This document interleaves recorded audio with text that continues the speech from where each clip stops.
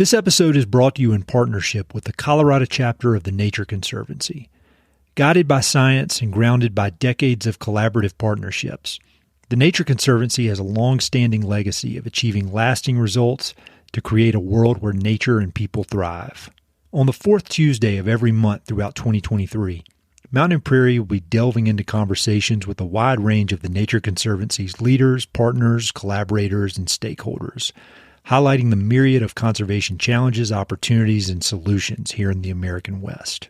I'm very excited about this year-long series, and I greatly appreciate the Nature Conservancy's generous support. To learn more about the Nature Conservancy's impactful work in Colorado and around the world, visit www.nature.org/Colorado.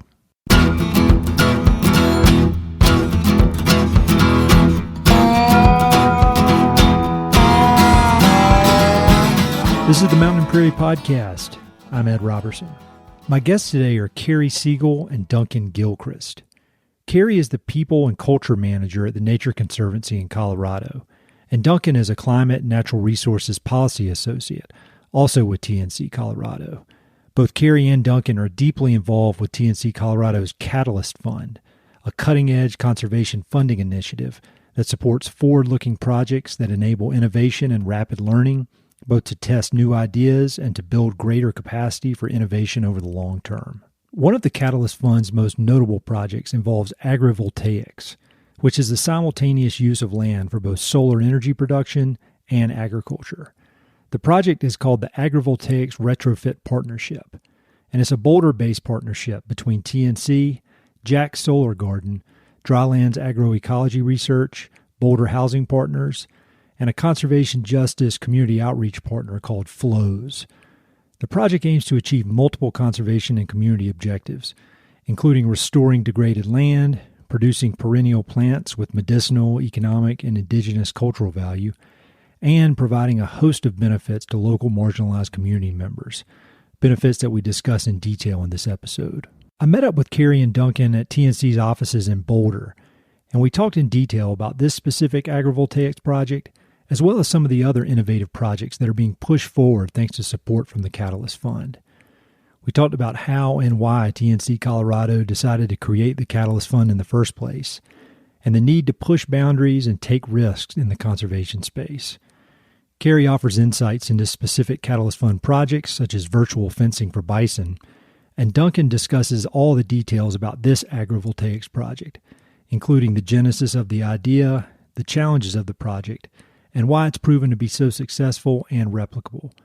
We also discuss how policy on the state and federal level are creating more opportunities for agrivoltaics, why projects like this garner bipartisan support, and lessons learned from all the Catalyst Fund projects. I was so impressed with Carrie and Duncan's enthusiasm, professionalism, and commitment to innovation, and I learned so much from this conversation. Be sure to check out the episode notes to learn more about everything we discussed, and please share this episode with any friends or colleagues who might find it valuable. Thanks so much for listening. I hope you enjoy. All right, Carrie and Duncan, I've been excited about this episode for quite a while, and it's really good to be here with both of y'all. As far as the best place to start out, I'd love just to talk a bit about the Catalyst Fund, and I will have kind of given some info on that in intro. But Carrie, could you just kind of give an overview of the Catalyst Fund, kind of how that came to be, and kind of what the goals of it are? Yeah, sure. Well, first, Ed, thank you so much for having me and Duncan on the podcast today. So my role is the People and Culture Manager for TNC in Colorado. I've been here for 12 years. And part of my job is to really think about what is the work environment we want to create so that all staff can thrive. And so thinking about innovation and learning is really key to create the enabling conditions for staff to do that. So in 2021, the Catalyst Fund was established to really help to accelerate impact toward our conservation goals by allowing staff the opportunity, bringing financial support, learning support to allow them to test innovative solutions and emerging strategies to really be able to advance those goals. And Was that based on something that had happened in other places in TNC or something you had seen somewhere else? Because in my limited experience, I haven't seen anything like that in the nonprofit space. I mean, I'm sure there are examples, but it strikes me as more of almost like in a way, almost like a startup mentality of we got to move fast, we got to try crazy things in order to make progress pretty quickly. So like, where did that idea come from? Yeah, that's a great question. I mean, it came out of our leadership team really thinking creatively about how we can invest our resources with support from our board of trustees. And innovation has been emerging throughout the Conservancy in pockets. So we have the Agility Lab led by August Ritter's team, really is sort of an internal consulting mechanism to support teams throughout the world, throughout the Conservancy, the New York division team. So when we were establishing this, those were the key people we reached out to. Jennifer Chin is the director of innovation in New York. So it's slowly gaining momentum, and business units like Colorado are the first to establish a fund like this, but we're starting to hear about other types of funds. So TNC Colorado really led the way for other business units to start thinking this way. In my experience, we were talking before we started recording, I was at Palmer Land Conservancy, and I was in charge of a program called the Bessemer Farmland Conservation Project, which is a pretty innovative water sharing project that has never been done before. And I remember it was somewhat of a challenge in the best way, but a challenge to find funders who were willing to get behind something that didn't have a proven, like we've done this 100 times and we know it's going to work. And when we did find funders, it was a special type, but they were really on board and gung-ho about the whole idea of trying something that may not work. I mean, it seems like it'll work, but, and we had every intention that it would work, but you just never know. And so as far as thinking about it from a fundraising standpoint, how was that talking to funders and trying to explain, some of these things, very well may not work, but ultimately it's going to all advance conservation in a way that wouldn't be possible without this risk. Does that make sense? Yeah, I think there's an acknowledgement with our funders and with close supporters that in order to we're facing an urgent decade for the planet. We have years and not decades to make some really key decisions to address climate change, to address biodiversity loss. We know that we have to be acting and thinking differently and in a new way. So, I think that part of the funding is coming from private funders, but it's also part of it is coming from an innovative solution in itself, which is our buy, protect, resell model for land protection. So looking at a new way to bring in different. So once we protect a property, like Jay Canyon Preserve, if you've heard of that one. Oh, yeah. Being able to then resell it to a conservation buyer versus us holding on to it in perpetuity to manage allows that sort of influx of capital, revolving capital, in order to be able to invest it into future conservation projects. So part of the funding also comes from that. When I was in the real estate business, I was at Mer Ranch Group when Ken sold Jay Canyon to TNC, because I remember when Matt Moorhead came in for that deal. That's quite a success story. We could do a whole podcast about that. There was part when I was preparing for this, I was looking through some of the information, and there was a part in there where you said that the Catalyst Fund really focuses on disciplined risk taking, and I thought that was a interesting way to think about it and be very clear that this is not just any crazy idea that comes in. I mean, it's very, very disciplined. And so I'm just curious, when you've got this long list of great projects that have been funded and are happening because of the Catalyst Fund, but how do you evaluate what you're looking for? Because it seems like it's a very wide range of projects.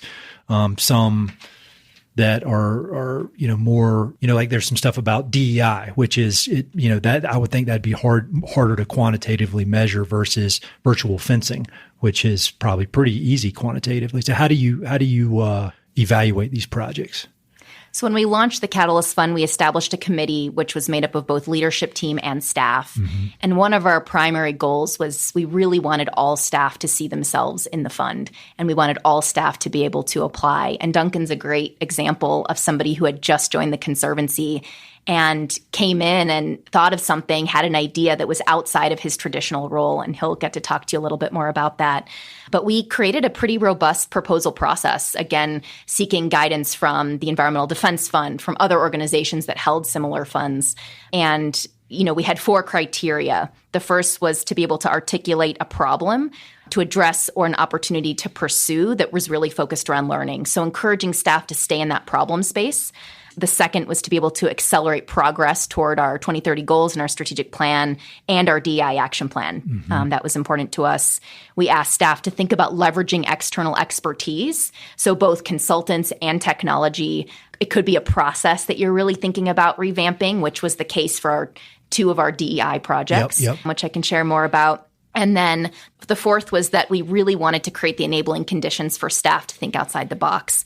So projects that maybe had a higher degree of uncertainty that had been proven in different applications, but had not yet been proven, in a new application relevant to our work. Yeah, that makes sense.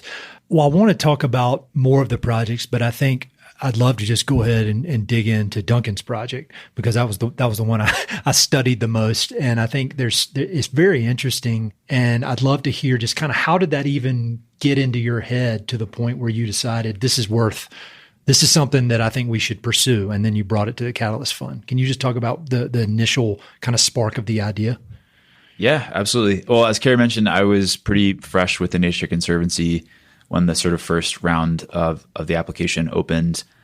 And so, I had been researching agrivoltaics kind of previously to the application opening and seeing a lot of connections to this land use model and some of the objectives that the Nature Conservancy has around ensuring that, as we deploy renewable energy infrastructure, we're doing so in a way that minimizes the ecological impacts of the clean energy transition. And so I saw a lot of synergy between this land use model and our goals, and actually reached out to Byron Kominick from Jack's Solar Garden. Okay. Jack's Solar Garden is just down the road from us in Longmont, and it's sort of like the United States' premier agrivoltaics site. It's 2 acres of a diversified vegetable production and just a ton of research going on there with different research partners.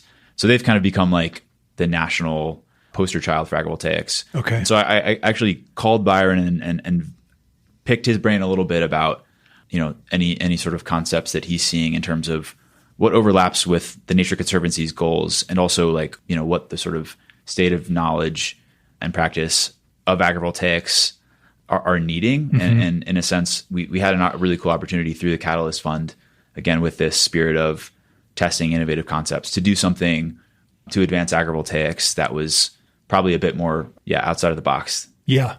Well, one question, kind of a little bit off track, but it seems that when I hear you say that there was this opportunity for you to identify this cool opportunity and then bring it to the team and then get funding for it.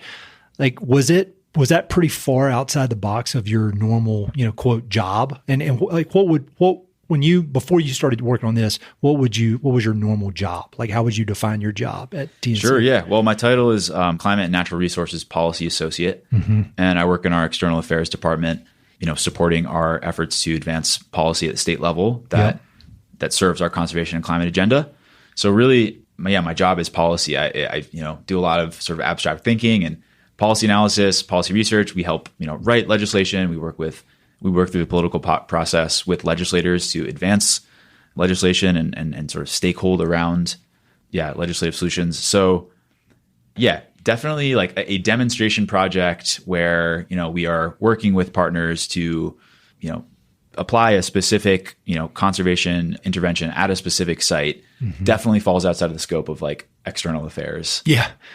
Yeah, it seems like it, because and then in all the pictures and some of the marketing that I saw around this project, you're out there on the ground. And I was thinking when I saw your title, that seems a bit outside, but I think that speaks to the Nature Conservancy and its ability to identify priorities and move on them, which I would imagine is pretty exciting thing to be a place to be working when you get to do that. Yeah, I mean, it's been absolutely like tremendous opportunity. I've been so grateful just that to land in an organization that is willing to stand up a program like this.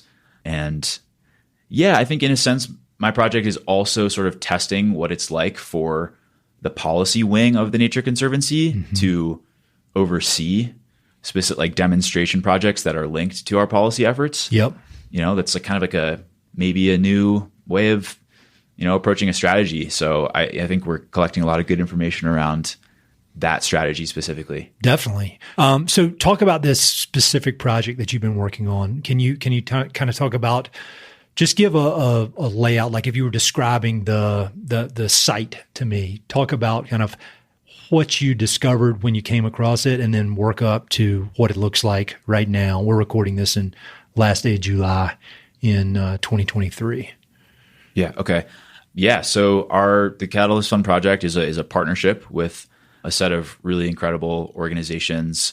We're working with Jack's Solar Garden. So Byron Kominick from Jack's is a consultant on the project. Our main contractor is Drylands Agroecology Research. They're a regenerative agriculture design company and practitioner. Then, we have Boulder Housing Partners, who actually owns the land and leases the land to a solar developer who operates the solar array. We have Wish Garden Herbs, which is a national apothecary company, and Catherine Hunziker, who's the president of that company, has been a consultant on our project. And then lastly, but not least important, we have FLOWS, which stands for Foundations and Leadership Opportunities for Water and Sustainability. And they're a conservation justice outreach partner. They are contracted by the city of Boulder to do outreach on behalf of the city of Boulder's conservation programs. Okay. And they work really closely with Boulder Housing Partners to do outreach to Boulder's low-income housing community. So they're working on our project as the community engagement lead. Okay. So anyway, that's the partnership that's like the partner infrastructure. But our project is it's at a solar array that's just a few miles from here. It's a 800 kilowatt system, and it's about 2 acre plot of land. And our project, the purpose is to demonstrate a new model for agrivoltaics, whereby we're taking a solar array that was not designed originally to be integrated with agriculture, and we're retroactively integrating agricultural activity into the solar array. And so the purpose of this is to test the viability of sort of transforming land underneath a solar array into agricultural production retroactively. We're also integrating different sort of ecological restoration practices. So it's actually not just agrivoltaics. I also like to think of it as ecovoltaics, which is synonymous with like conservation dual use. Yeah. So it's using a plot of land underneath a solar array for conservation purposes as well as agricultural purposes. And if my research is correct, the site of this particular solar array, it was pretty rocky. It was not what you would normally think of as land that could be used for agriculture. Is that right? Yeah, that's correct. Yeah. And early on in the project, our first task was to identify a solar array somewhere in proximity to our partners where the landowner, it would be open to us sort of testing this model. And so we had a couple arrays that we were looking at. And yeah, the land underneath this solar array specifically was very degraded, very rocky. The soil is not quite amenable to agriculture. It had been compacted, and there was just weeds growing everywhere and prairie dogs. So yeah, it might be sort of confusing as to like why we chose that site given those circumstances. Yeah. And the way I like to explain it is like, if we can demonstrate that even at a site like this, there is some degree of ecological restoration that can happen and agricultural production that can happen, then I think that bodes well for our model. And we actually have a lot more to learn if we're starting from a much more degraded plot of land compared to a plot of land that might be like really good for growing. Like we're not getting as good of a sort of test of our intervention if the land is. Yeah. Well, yeah, it's almost like if it can work there, it can work anywhere. Because I thought the same thing when That's a succinct way of saying it. Yeah. When I was reading the materials, I thought the same thing. I was like, well, why, out of all the solar opportunities in Boulder County, why would you choose that one? And then like, oh, okay. Because, I mean, it's very clear that once it can be done there's not very many excuses about why it couldn't be done other places. So you approach the owner. Well, first of all, can you talk a bit about the owner? Because I thought that was interesting. The owner, if I read correctly, they're using this array to help lower the energy costs for affordable housing or low income housing in Boulder County. Is that right? Yeah, that's correct. So yeah, the land is, again, it's like I think a 2 acre plot of land in North Boulder. It's owned by Boulder Housing Partners. So yep. Boulder Housing Partners is the city of Boulder's affordable housing agency. And this array was developed, I think, in 2019. Mm-hmm. And it delivers electricity to the grid, and it offsets the cost of electricity for Boulder Housing Partners low income tenants. Mm-hmm. And so when you approached them with this idea, what did they think? I mean, were they like, what are you talking about? Or we're lucky. Tim Beal from Boulder Housing Partners, he's like I think the director of sustainability programs for BHP.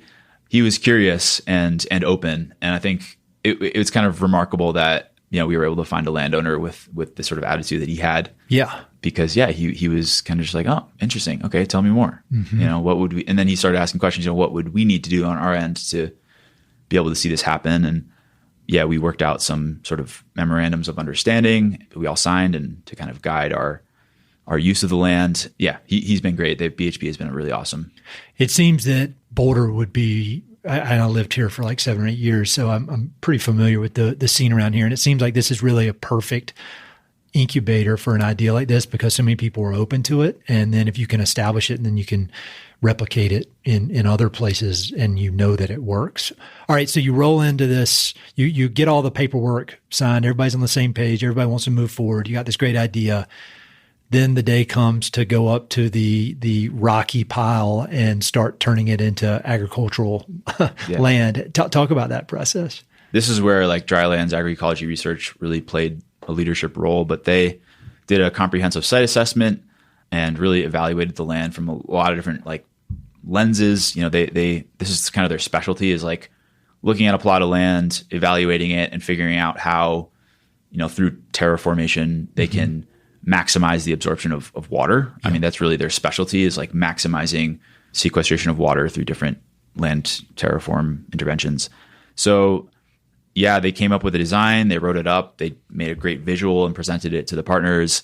And then in November, over the course of like 5 days, brought a mini excavator into the site and actually like dug out these basins underneath a half an acre of the array. Okay. Which was a fascinating. So I got to go in and actually watch Nick DiDomenico from DAR dig these basins with a mini excavator. And I got to say, it was a very unique site. You don't see mini excavators within solar panels ever. I mean, it's not something that happens. And so we got a bunch of pictures of it. So they dug these basins and filled them with compost and biochar and mineral amendment and let them sort of rest over the winter. Yep.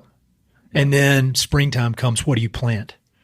Yeah. So we planted 30 different species of perennial plants that have medicinal culinary value. So just to name a few, we planted, like, for example, lemon balm, native flax, thyme, Colorado white sage, fennel. So these are smaller plants, that are perennials. So ideally we plant them and they come back. Yeah, nice. So it's kind of designed to be low maintenance. So when you're planning all this stuff, so that would have been spring, and we've had this abnormally wet late spring and summer, which has been great for a lot of reasons. But as you're planning that and you're with your partners talking about this, like what's the outlook? I mean, obviously you think that it's going to be a successful project or you wouldn't have started it, but are you thinking like there's a chance some of these might work, some of them won't? I mean, like, what are you thinking? Like, what is if you had to project forward at the moment when you're planning these things, if you could have looked forward to August, what would you have thought would have happened versus what has actually happened? Yeah, well, that's a great question. And we had an abnormally wet spring, which bodes well for our project. Yeah. And ideally, we'd be collecting data over multiple growing seasons to be able to sort of, collect data under a variety of different rainfall patterns. But we're seeing a lot of success with these plants, actually. So it's really exciting, partly due to the rain, but also partly due to the concept that we're testing, which is exciting. So, we're testing, like, is it possible to physically grow these plants under these conditions? Mm-hmm. And that's one question of like many questions that would need to be answered about this model in order for it to be, scaled across, the country. Yep. But the data that we're collecting is really solid information, and it really lends itself to an understanding more broadly of like, could this be replicated elsewhere? And so, I mean, I think there's a lot of different places that we could go with the project. So as of today, I mean, do you feel like it has been, if you had to give it a grade, A through F on how it's stacked up against, not overall, but how it's stacked up against your expectations, the expectations of your partners, what would you say? Yeah, that's a great question. I'm not trying to put you I tend to be pretty self-critical, but that's how I am too. I mean, I'd say like A-. I think seems like we're testing a new model and it's working, and we've been able to leverage the partnership and the project into policy change within year one, which I think is a pretty big success. And speaking of policy and just kind of your background in that world, when I was reading up on this, and I didn't know anything about this, there's a big movement on a federal level to get funding for more of these type of projects and to, which speaks to the scalability of it. Can you talk a bit about that movement and some of the different senators and representatives that are working to push that kind of funding through? Because it's locked in. They're trying to get in with the Farm Bill, right? Is that correct? That's correct. Yeah, there's a couple different avenues that I think the federal government is considering and to advance agrivoltaics.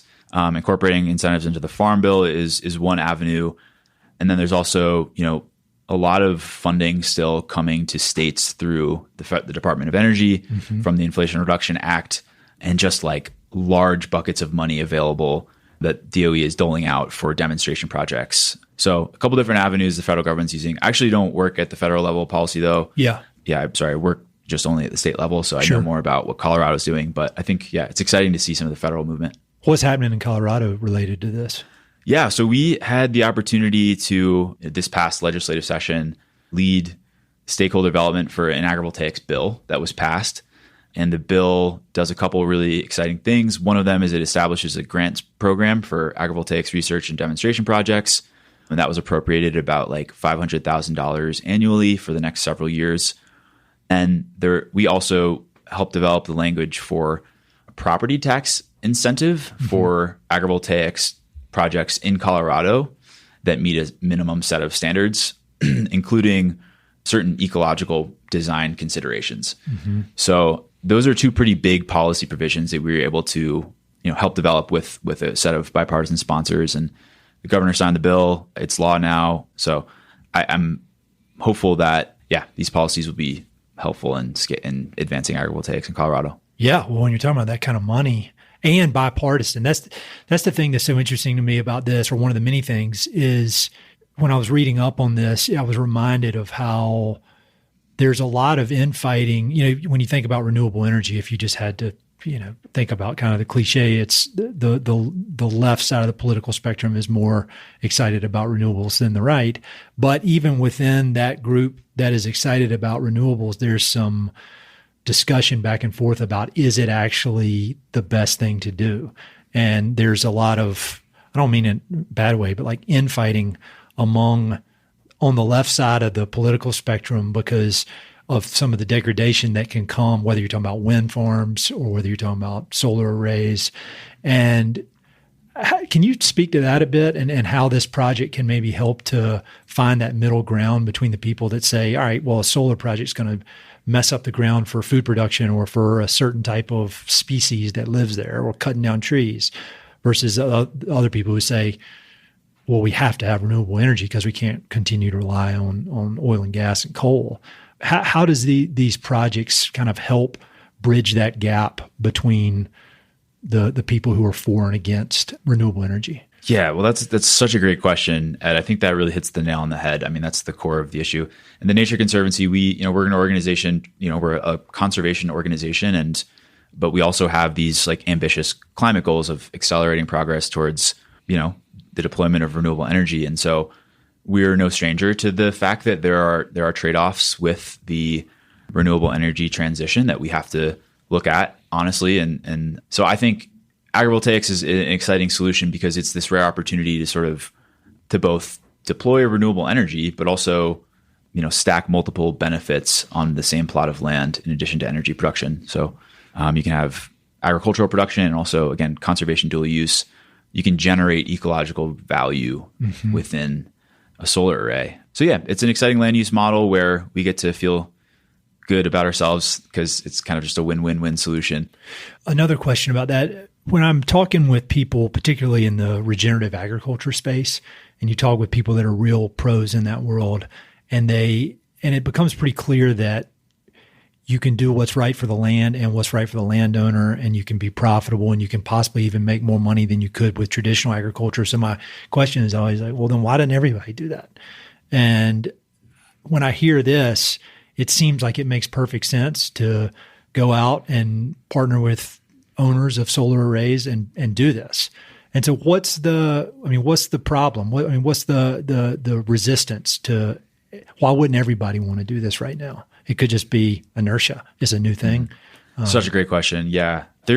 I think, you can classify the sort of like different barriers towards the adoption of this land use model in a couple different ways. There's the knowledge barriers, like you're saying. It's still an emerging land use model and it's gaining a lot of traction. But I mean, a lot of people still, you say agrivoltaics and they're like, what?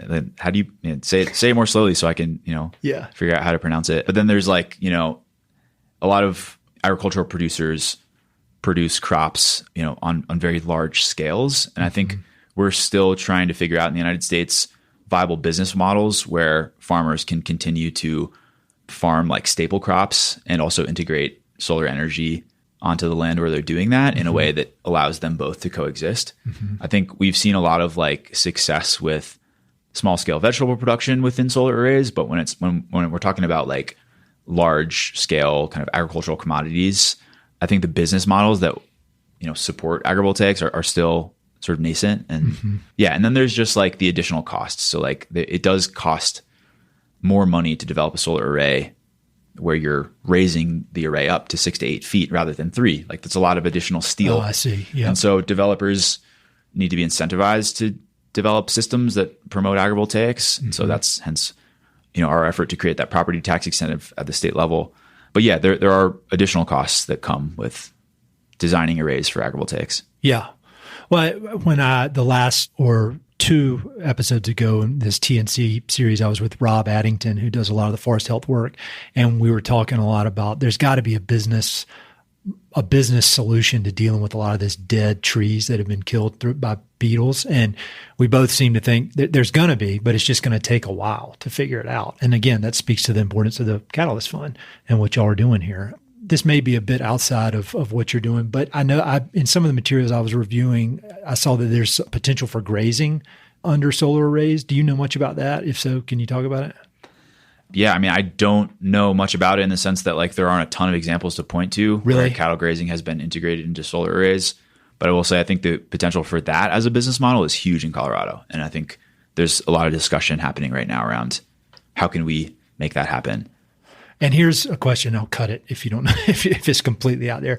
But my work with that Bessemer Farmland project and doing a lot of work with irrigated farmland. And I always saw all these irrigation ditches. And I was thinking, if somebody could figure out how to put solar arrays on top of the irrigation ditches, that seems like such a no-brainer, and it would prevent evaporation. It would help with evaporation. Is anybody doing anything like that? Do you know of? Yeah, so it's funny you mentioned that because the bill that we helped pass this past legislative section actually includes within the grant program specific direction to allocate funding to what's called aquavoltaics. Oh, really? Yeah, which is solar arrays sited on reservoirs and bodies of water, including ditches. So the state now has a pot of funding that it could allocate to projects to test the viability of what you're describing. And my guess is that it will because it's in the statute, actually. Okay. Yeah. All right. So it wasn't too crazy. No, you're just ahead of the curve, Ed. Well, Carrie, when you hear all this level of detail about these projects, and you've got a whole list of projects that are all have people that are fully devoted, is it beyond what you could have imagined for this fund, for this Catalyst Fund? Because it just seems like it's exactly what it's supposed to be doing and more. I mean, what do you think? Yeah. I mean, I think that we have incredibly smart and talented people that work for this organization. And it seems like no matter how complex the challenges become, staff become even more enthusiastic and driven to find solutions. So it does not surprise me. And I think we have, a lot of great examples of people really thinking outside the box and testing these new applications. And there was a lot of momentum when we launched the fund to engage. And can you talk about a few of the other projects? Because I think, like we mentioned earlier, they're so diverse and they go in so many different directions. Can you give people listening an idea of some of the other projects that have been funded over the last year or so? One of the projects I think that is a really great example of the Catalyst Fund is our virtual fencing for bison. So the project lead for that, JJ Autry, he works down at the Silver Mountain Preserve, which is a 14,000-acre cattle and bison working ranch. And, he described the story where he's driving down from Denver and he's looking out at the miles and miles of fence coming down I-25. And fencing can be incredibly costly and difficult to maintain. It takes up a lot of time for landowners, and it's also really prohibitive to wildlife migration and large mammals, elk, deer, pronghorn, and animals trying to move throughout that area. So what an incredible opportunity to look at land management in a whole new way if those fences did not exist. And so this technology, has been around a while. It's been proven to work really successfully with cattle.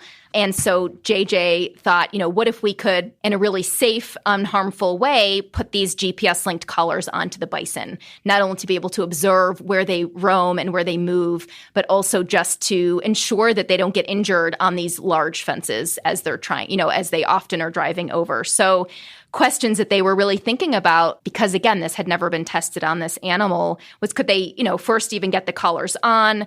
Could the bison hear the sound going off?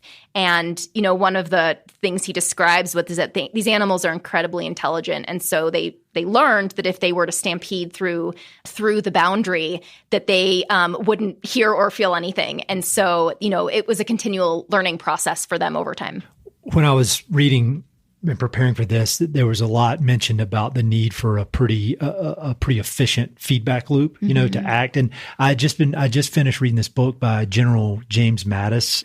He was a Marine Corps 4-star general, and he was the head of the Department of Defense. He was Secretary of Defense for a while, but he was talking about this, something I think they call it the OODA loop, OODA. I wrote it down: observe, orient, decide, act, and then you repeat it.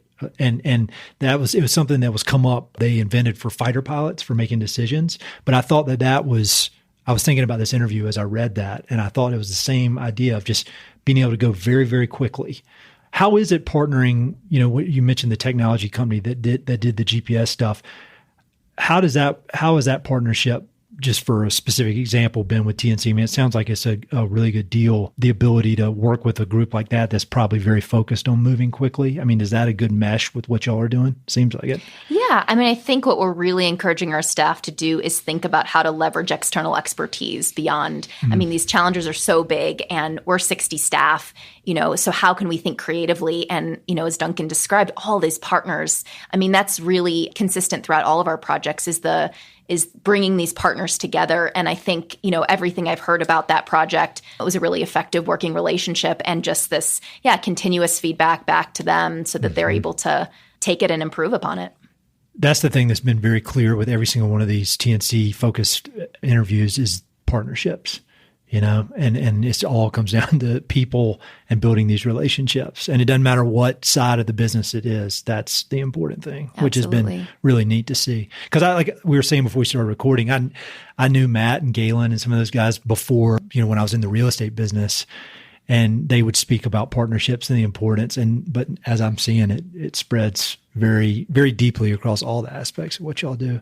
Any other notable projects that you'd like to talk about? Yeah. And just on that note, TNC says that, science determines where we focus, but equity guides how we achieve lasting results.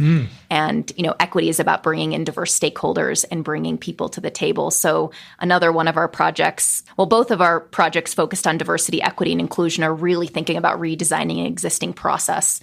So separate from technology, again, this is a totally sort of different application, but both really looked at how can we move from intention to action. We have a DEI action plan that we launched 18 months ago. And as always, we have some really ambitious goals built in there. But, innovation comes from slowing down and listening to people. So one of the projects is called an equitable conservation screening tool. And it's really thinking about how do we embed values of equity into our planning processes. So, TNC's always brought stakeholders to the table. We've always been collaborative in coming up with evidence-based solutions.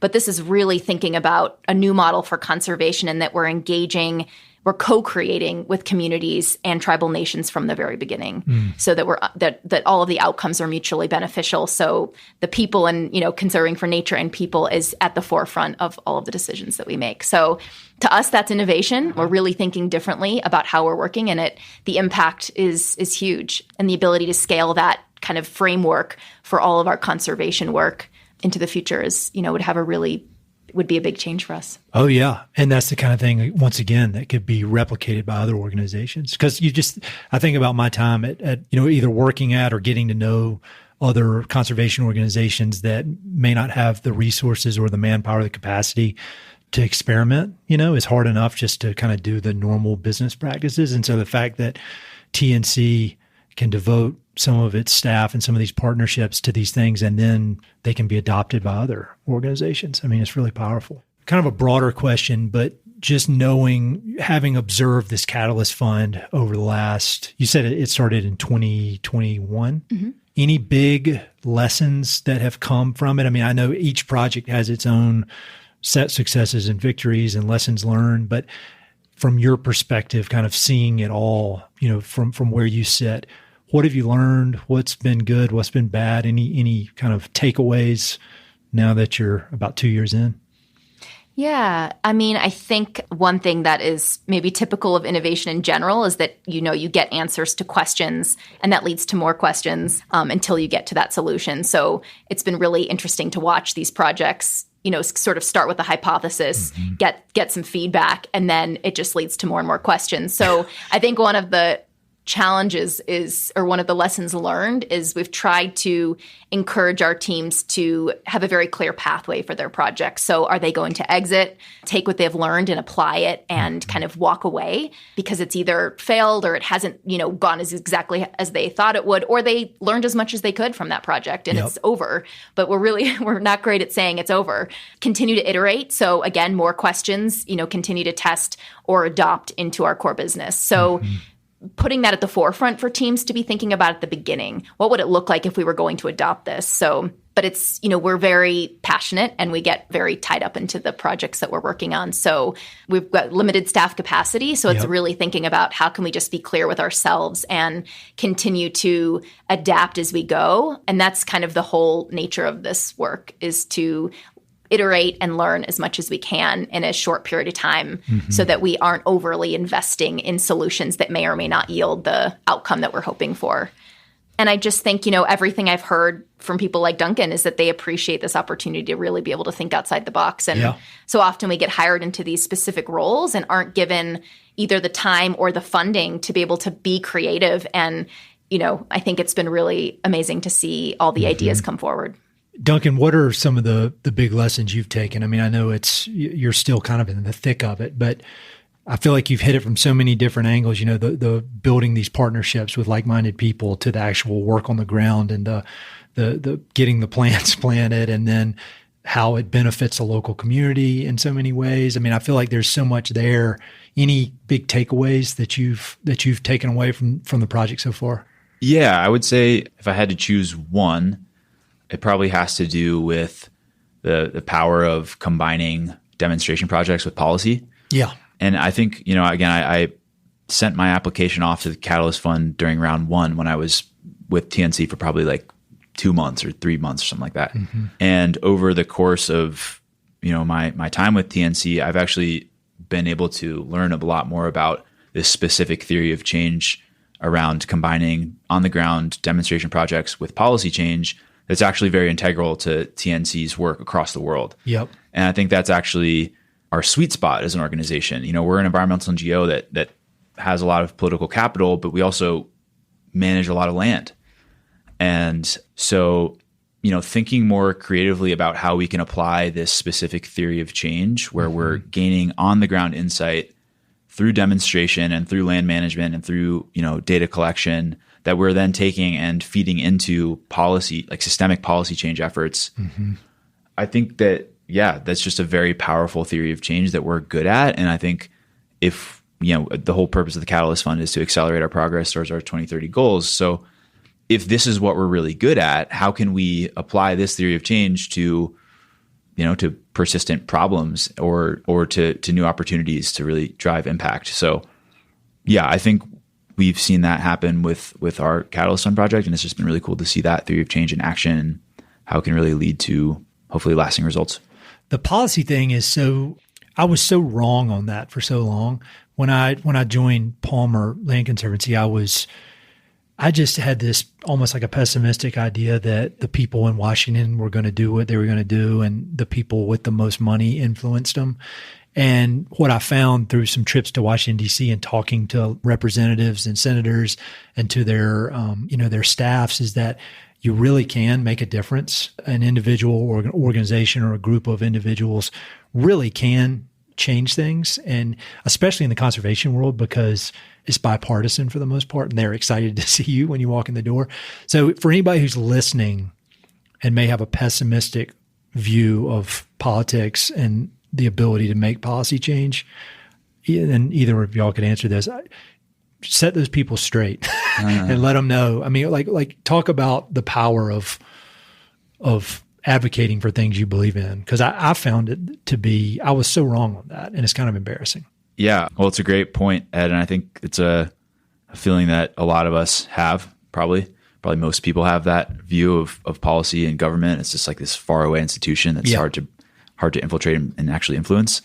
We live in a democracy supposedly, but we don't really see democracy working like we want it to. Yep. But yeah, I mean, ultimately people make decisions and people write and pass laws. And yeah, so ultimately people are influenced by other people that they trust. And I think TNC does a really good job of building trust with decision makers. And I think that has to do with the fact that we pride ourselves on being a science-based organization. And we try to really make decisions based on data.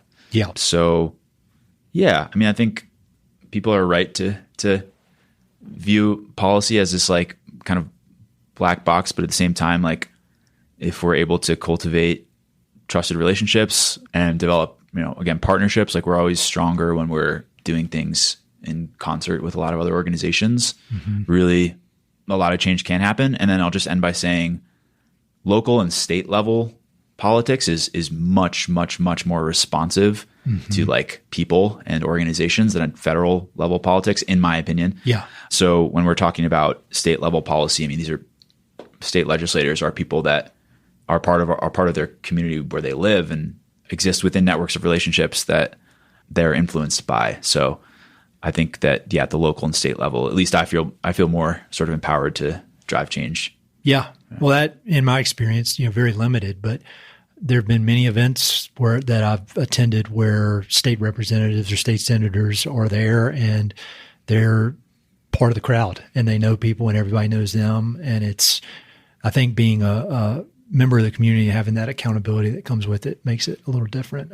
Carrie, when you think about, you personally or just TNC in general thinks about the Catalyst Fund 3 years from now, 5 years from now, when you look out, because it seems like it's already been a great success and it's already generating lessons learned and results, results, but then lessons that can be exported, which I think is the ultimate power. Where do you see this going? What's your ideal trajectory for the Catalyst Fund?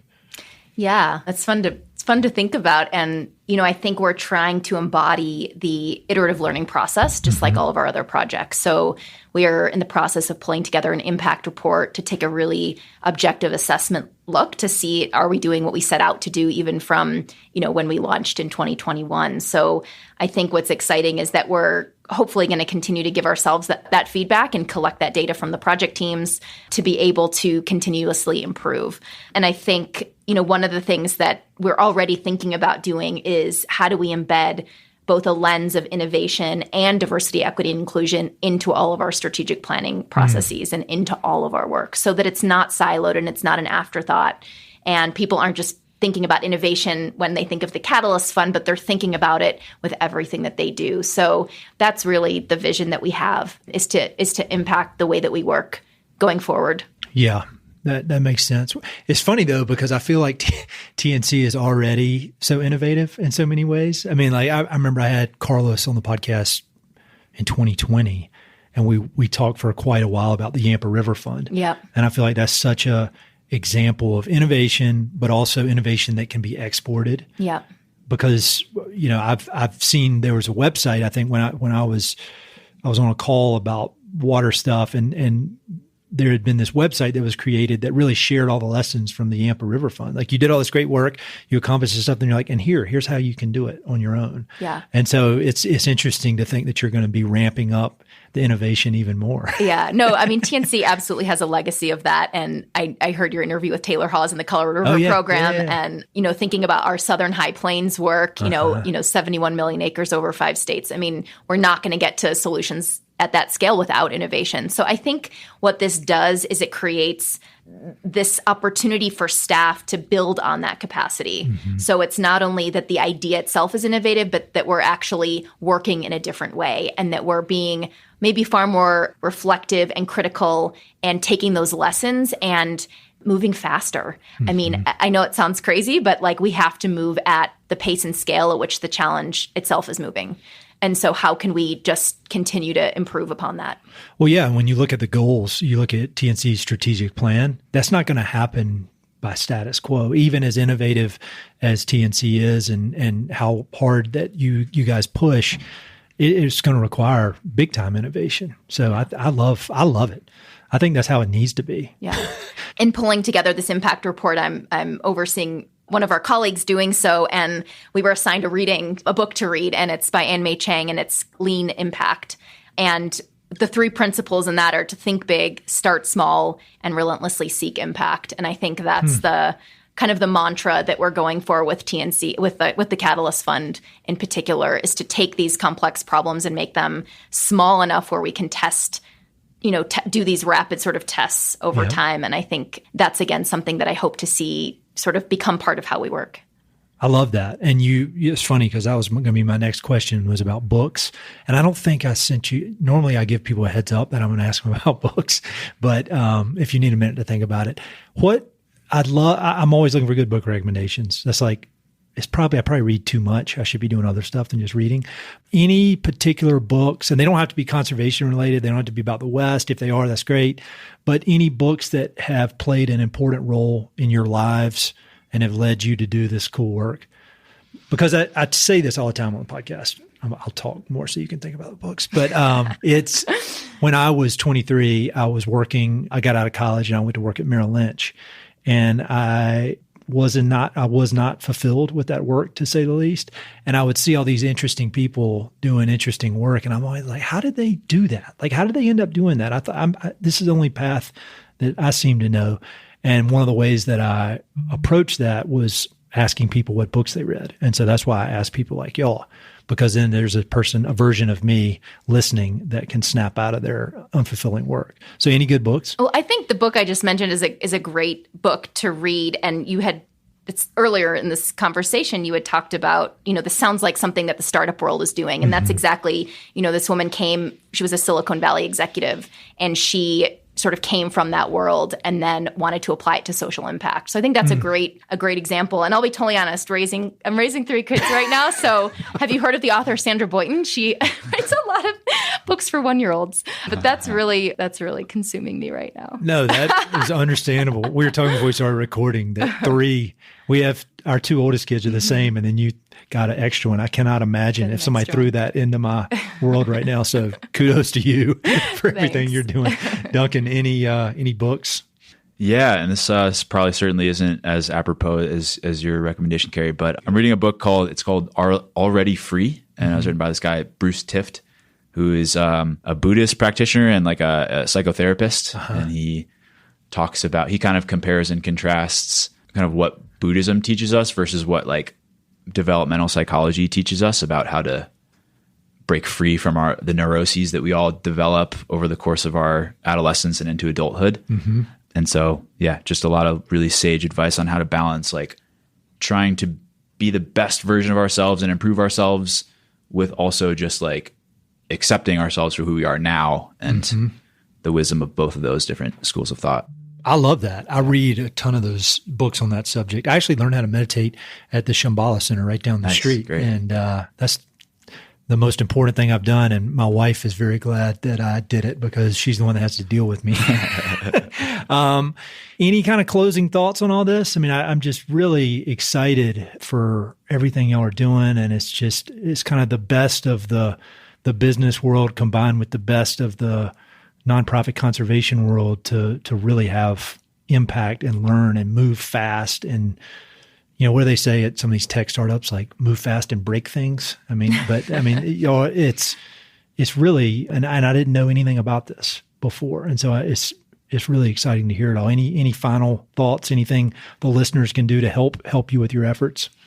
Well, first of all, thank you so much for having us on. I think anytime we can share about the great work that the Nature Conservancy is doing is so appreciated. And, we all wouldn't be here if we didn't care about the mission, but we hope that your listeners do as well. And of course, we encourage everybody to continue to follow what we're doing, to become supporters. And thank you again for the opportunity.